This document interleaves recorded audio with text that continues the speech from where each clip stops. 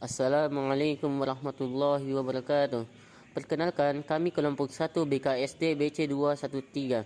Saya sendiri Andi Muhammad Iksan sebagai moderator, Syahgita Putri Farika sebagai editor, Nurul Amalia dan Siti Nurhalisa sebagai pemapar materi, Nurjanna dan Devi Lidianti sebagai menjawab pertanyaan. Langsung saja, saya akan mempersilahkan Saudari Nurul Amalia untuk memaparkan materi tentang bimbingan.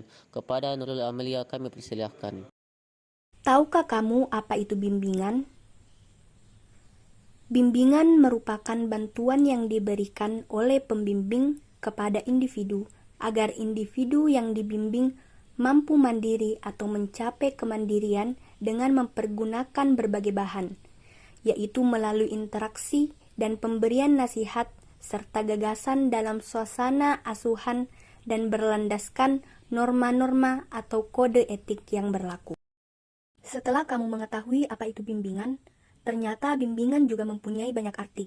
Di antaranya yaitu, yang pertama, menunjukkan jalan atau showing the way. Yang kedua, memimpin atau leading.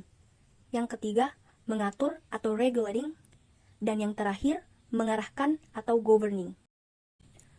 Adapun pendapat para ahli mengenai bimbingan, salah satunya adalah, menurut Miller dalam Surya, menyatakan bahwa bimbingan merupakan proses bantuan terhadap individu untuk mencapai pemahaman diri dan pengarahan diri yang dibutuhkan untuk melakukan penyesuaian diri secara maksimal kepada sekolah, keluarga, dan masyarakat. Baiklah, terima kasih Nurul Amalia. Selanjutnya, Siti Nurhalisa akan memaparkan materi kedua tentang konseling. Kepada Siti Nurhalisa, saya persilahkan. Apa itu konseling? Konseling merupakan sebuah kontak atau hubungan timbal balik antara dua orang, yaitu konselor dan klien, untuk menangani masalah klien yang didukung oleh keahlian atau expert dalam suasana yang laras dan integrasi, berdasarkan norma-norma atau kode etik yang berlaku untuk tujuan yang berguna bagi klien. Setelah mendengar penjelasan tentang pengertian konseling, sekarang saya akan menjelaskan makna dari konseling. Konseling atau counseling merupakan bagian inti dalam bimbingan. Konseling adalah salah satu bimbingan yang terdiri atas konselor atau guru pembimbing dan klien individu atau siswa yang dibimbing dalam memecahkan suatu masalah. Ada yang menyatakan bahwa konseling merupakan jantungnya bimbingan.